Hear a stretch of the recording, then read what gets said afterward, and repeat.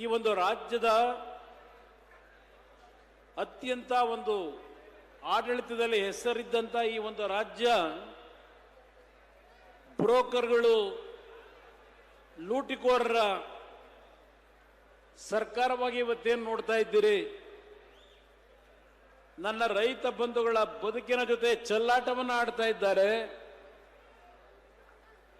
ಇವತ್ತು ಕೇವಲ ಒಂದು ಮುಖ್ಯಮಂತ್ರಿಯ ಕುರ್ಚಿಗೆ ಕಳೆದ 2.5 ವರ್ಷಗಳಿಂದ ನಡೀತಿರ್ತಕ್ಕಂಥ ಈ ನಾಟಕವನ್ನು ಸಹ ನೋಡ್ತಾ ಇದ್ದೀರಿ. ಅವರಿಗೆ ರಾಜ್ಯದ ಜನತೆಯ ನೋವಿಗೆ ಸ್ಪಂದಿಸ್ತಕ್ಕಂಥ ಸಮಯ ಇಲ್ಲ. ಇವತ್ತಿನ ಈ ಕಾರ್ಯಕ್ರಮದಲ್ಲಿ ನಮ್ಮ ರಾಷ್ಟ್ರೀಯ ಅಧ್ಯಕ್ಷರು ಕೆಲವು ಅವರ ಮನಸ್ಸಲ್ಲಿರ್ತಕ್ಕಂಥ ನೋವುಗಳನ್ನು ಇವತ್ತು ನಿಮ್ಮ ಮುಂದೆ ವ್ಯಕ್ತಪಡಿಸಿದ್ದಾರೆ. ಬಹುಶಃ ನಮ್ಮ ನಿಖಿಲ್ ಕುಮಾರಸ್ವಾಮಿ ಅವರು ಇರ್ಬೋದು, ಕೆಲವು ನಮ್ಮ ಬಾಲಕೃಷ್ಣ ಅವರಿಗೆ ಹೇಳ್ತಾ ಇದ್ರು 2028ಕ್ಕೆ ಕುಮಾರಣ್ಣ ಮುಖ್ಯಮಂತ್ರಿ ಆಗಬೇಕು ಅಂತ. ನನ್ನ ಮುಂದೆ ಮುಖ್ಯಮಂತ್ರಿ ಆಗಬೇಕು ಅನ್ನೋದಕ್ಕಿಂತ ಪ್ರಮುಖವಾದಂತಹ ಸವಾಲಿರ್ತಕ್ಕಂಥದ್ದು, ಈಗಾಗಲೇ 2 ಬಾರಿ ನಾಡಿನ ಹಿರಿಯರ ಆಶೀರ್ವಾದ, ದೇವರ ಅನುಗ್ರಹದಲ್ಲಿ ಸಂಪೂರ್ಣ ಬಹುಮತದ ಸರ್ಕಾರ ಹಿಂದೆ ಇದ್ರೂ 2 ಬಾರಿ ಈ ರಾಜ್ಯದಲ್ಲಿ ಮುಖ್ಯಮಂತ್ರಿ ಆಗಿದ್ದೇನೆ. ನನಗೆ ಮುಖ್ಯಮಂತ್ರಿ ಸ್ಥಾನಕ್ಕಿಂತ ಇವತ್ತು ಈ ನಾಡು ಯಾವ ದಿಕ್ಕಿನಲ್ಲಿ ಹೋಗ್ತಾ ಇದೆ, ಈ ಸರ್ಕಾರ ಯಾವ ರೀತಿ ನಡೀತಾ ಇದೆ, ಇದನ್ನ ಸರಿಪಡಿಸ್ತಕ್ಕಂಥದ್ದು ನಮ್ಮೆಲ್ಲರ ಜವಾಬ್ದಾರಿ ಇದೆ. ಈ ರಾಜ್ಯ ಸಂಪತ್ತು ಭರಿತವಾದಂಥ ರಾಜ್ಯ. ಈ ರಾಜ್ಯದಲ್ಲಿ ಹಣದ ಕೊರತೆ ಇಲ್ಲ. ಆದರೆ ಇಂಥ ಒಂದು ಪರಿಸ್ಥಿತಿನಲ್ಲಿ ಯಾವುದೇ ರೀತಿಯ ಅಭಿವೃದ್ಧಿಯ ಕಾರ್ಯಕ್ರಮಗಳನ್ನು ನಾವು ಕಾಣ್ತಾ ಇಲ್ಲ. ಈಗ ಇಲ್ಲಿ ಮಾತನಾಡಬೇಕಾದ್ರೆ ಹೇಳ್ತಾ ಇದ್ರು, 2 ಸಮಾವೇಶಗಳನ್ನ ಕಾಂಗ್ರೆಸ್ನ ಸರ್ಕಾರದ ಮುಖ್ಯಮಂತ್ರಿ, ಉಪಮುಖ್ಯಮಂತ್ರಿ, ಹಲವಾರು ಮಂತ್ರಿಗಳು ಸೇರಿ ಮಾಡಿದ್ದಾರೆ ಹಾಸನದಲ್ಲಿ. ಆ ಕಾರ್ಯಕ್ರಮದಲ್ಲಿ ಈ ಜಿಲ್ಲೆಗೆ ದೇವೇಗೌಡರು, ರೇವಣ್ಣ ಅವರು ಕೊಟ್ಟಿರ್ತಕ್ಕಂಥ ಕೊಡುಗೆ ಏನು ಅಂತಕ್ಕಂಥ ಪ್ರಶ್ನೆಯನ್ನು ಇಟ್ಟಿದ್ದಾರೆ. ಇತ್ತೀಚೆಗೆ ನಡೆದಂತ ಲೋಕಸಭೆಯಲ್ಲಿ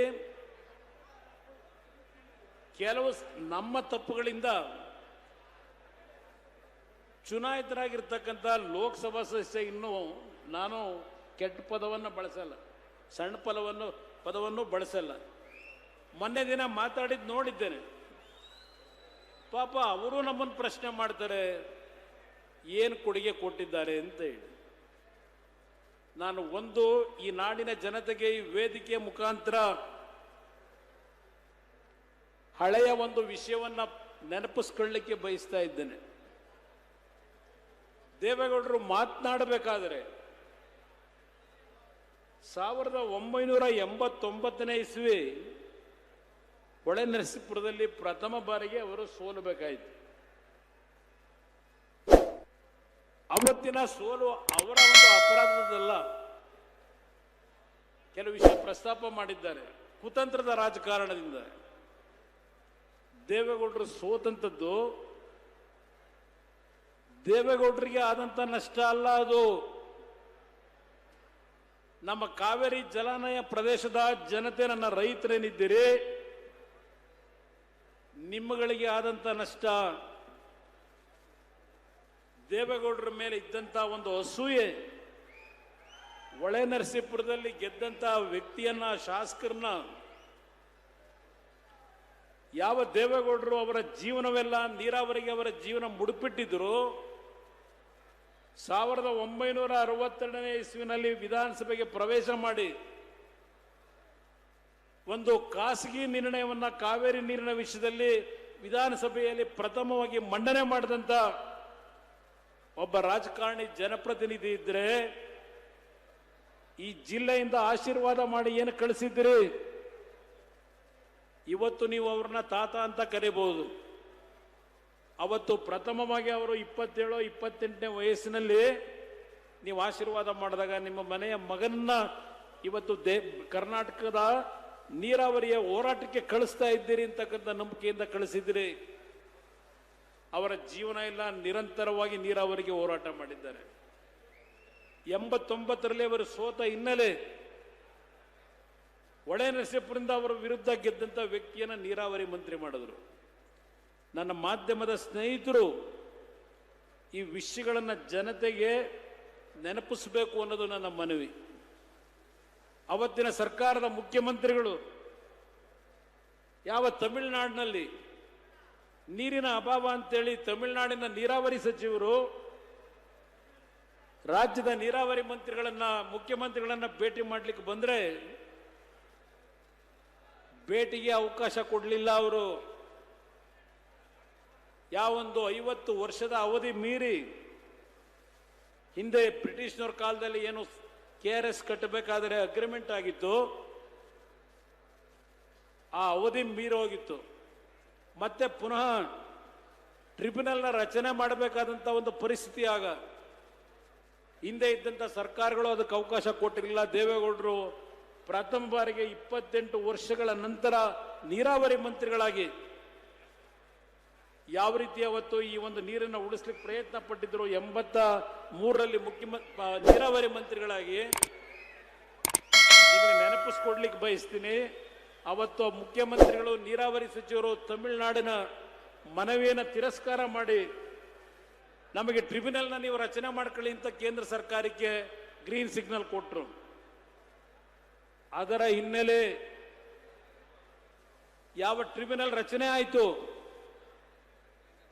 ನಮ್ಮ ರಾಜ್ಯಕ್ಕೆ ನಮ್ಮ ಕಾವೇರಿ ಜಲಾನಯ ಪ್ರದೇಶದ ಈ ಒಂದು 5-6 ಜಿಲ್ಲೆಗಳಿಗೆ ಅವರ ಬದುಕಿನ ಮೇಲೆ ಪೆಟ್ಟನ್ನು ಕೊಟ್ಟತಕ್ಕಂಥ ತೀರ್ಮಾನ ಅವತ್ತಿನ ಕಾಂಗ್ರೆಸ್ ಸರ್ಕಾರದಲ್ಲಿ ಏನು ಮಾಡಿದ್ರು. ಚುನಾವಣೆಯಲ್ಲಿ ಸೋತಿದ್ರು. ನನ್ನ ನಾಡಿನ ನನ್ನ ರೈತರ ನೀರು ನಮ್ಮ ನೀರು ಏನು ಹೋರಾಟ ಮಾಡಿದ್ದಾರೆ ಅದೊಂದು ಇತಿಹಾಸ ಇದೆ. ನೀವು ಅವರ ಜೀವನ ಚರಿತ್ರೆಯನ್ನು ಓದಬೇಕು. ಇವತ್ತು ಯಾವ ತುಮಕೂರಿನ ಬಗ್ಗೆ ಚರ್ಚೆ ಮಾಡ್ತಾರೆ, ದೇವೇಗೌಡರ ಹೋರಾಟದ ಪ್ರತಿಫಲ ಹೇಮಾವತಿಯನ್ನ ಜಲಾಶಯವನ್ನು ನಿರ್ಮಾಣ ಮಾಡದೇ ಇದ್ದಿದ್ರೆ ತುಮಕೂರಿನವರಿಗೆ ನೀರೆಲ್ಲಿ ದೊರಕ್ತಾ ಇತ್ತು. ತುಮಕೂರಿನ ಜನ, ಅಲ್ಲಿ ರಾಜಕಾರಣಿಗಳು ದೇವೇಗೌಡರ ಮೇಲೆ ಅಪ್ರಚಾರ ನಿರಂತರವಾಗಿ ಮಾಡಿದ್ರು. ದೇವೇಗೌಡರು ಹಾಸನ ಜಿಲ್ಲೆಯಿಂದ ರೇವಣ್ಣ ಅವರು ದೇವೇಗೌಡರು ಎಲ್ಲ ನೀರನ್ನ ಹಾಸನ ಜಿಲ್ಲೆಗೆ ಬಳಕೆ ಮಾಡ್ಕೋತಾ ಇದ್ದಾರೆ, ತುಮಕೂರಿಗೆ ದ್ರೋಹ ಮಾಡಿದ್ದಾರೆ. ಇದು ಅಲ್ಲಿಯ ಕಾಂಗ್ರೆಸ್ ಮತ್ತು ಬೇರೆ ವಿರೋಧಿಗಳು ದೇವೇಗೌಡರ ಬಗ್ಗೆ ಯಾವೊಂದು ಜನಗಳಲ್ಲಿ ಅಸೂಯೆ ಹುಟ್ಟಿಸಿದ್ರು, ಅಪನಂಬಿಕೆಯನ್ನು ಹುಟ್ಟಿಸ್ತಾ ಬಂದರು. ಈ ಒಂದು ಉದಾಹರಣೆ ಕೊಡ್ತಾ ಇದ್ದೇನೆ. ದೇವೇಗೌಡರು ಒಂದು ಬಾರಿ ಸೋತಿದ್ದ ಪ್ರತಿಫಲ ಈ ಕಾವೇರಿಗೆ ಆದಂತ ಒಂದು ಅನ್ಯಾಯ. ಇವತ್ತು ಸಹ ಮುಂದಿನ 1ನೇ ತಾರೀಕು ಬಜೆಟ್ ಮಂಡನೆ ಆಗ್ತಾ ಇದೆ. ಇನ್ನು ಅವ್ರಿಗೆ ಇರ್ತಕ್ಕಂಥದ್ದು ರಾಜ್ಯಸಭೆಗೆ ಹೋಗ್ಲಿಕ್ಕೆ ಇನ್ನೊಂದು ಏಪ್ರಿಲ್ ತಿಂಗಳಿನವರೆಗೆ ಅವ್ರಿಗೆ ಅವಕಾಶ ಇದೆ. ಅವ್ರು ಹೇಳುತ್ತಾರೆ, ನಮ್ಮ ಈಗಿನ ಸಭಾಪತಿಗಳಿಗೆ ಮನವಿ ಮಾಡಿದ್ದಾರೆ, ಒಂದು ಅವಕಾಶ ಕೊಡಿ, ಕೊನೆಯ ಹಂತದಲ್ಲಿ ಈ ನೀರಿನ ಹಂಚಿಕೆ ವಿಷಯದಲ್ಲಿ ನಮ್ಮ ರಾಜ್ಯಕ್ಕೆ ಏನು ಅನ್ಯಾಯ ಆಗಿದೆ, ನನ್ನ ಕೊನೆಯ ಅಧಿವೇಶನ ನಾನು ಇವತ್ತು ಕೊನೆಯದಾಗಿ ನನ್ನ ಒಂದು ರಾಜ್ಯಸಭಾ ಅವಧಿ ಮುಗಿತಾ ಇದೆ, ಈ ನಾಡಿನ ಜನತೆ ಈ ರಾಜ್ಯಕ್ಕೆ ಕಣ್ಣು ತರಿಸಲಿಕ್ಕೆ, ಈ ದೇಶದ ಅಧಿಕಾರದಲ್ಲಿರ್ತಕ್ಕಂಥವರಿಗೆ ಕಣ್ಣು ತರಿಸಲಿಕ್ಕೆ ಒಂದು ಅರ್ಧ ಗಂಟೆ ನನಗೆ ಅವಕಾಶ ಕೊಡಿ ಅಂತೇಳಿ ಮನವಿ ಮಾಡ್ತಾ ಇದ್ದಾರೆ. ಇದು ನೀವು ಬೆಳೆಸಿರ್ತಕ್ಕಂಥ ನಿಮ್ಮ ಕುಟುಂಬದ ಸದಸ್ಯರು ಅಂತಕ್ಕಂಥದ್ದನ್ನು ಹೇಳ್ತೀನಿ. ಇವತ್ತು ಆ 94ನೇ ವಯಸ್ಸಿನಲ್ಲಿ ಇದು ನಡೀತಾ ಇದೆ. ಲೇಟೆಸ್ಟ್ ಹಾಗೂ ಇಂಟ್ರೆಸ್ಟಿಂಗ್ ಸುದ್ದಿಗಳಿಗಾಗಿ ಬಾಸ್ ಟಿವಿ ಕನ್ನಡ ಚಾನೆಲ್ನ ಸಬ್ಸ್ಕ್ರೈಬ್ ಮಾಡಿ, ಹಾಗೆಯೇ ಬೆಲ್ ಐಕಾನ್ ಪ್ರೆಸ್ ಮಾಡಿ. ಇದರ ಜೊತೆಗೆ ಫೇಸ್ಬುಕ್, ಇನ್ಸ್ಟಾಗ್ರಾಮ್, ಎಕ್ಸ್ ನಲ್ಲೂ ಮಿಸ್ ಮಾಡದೆ ಫಾಲೋ ಮಾಡಿ.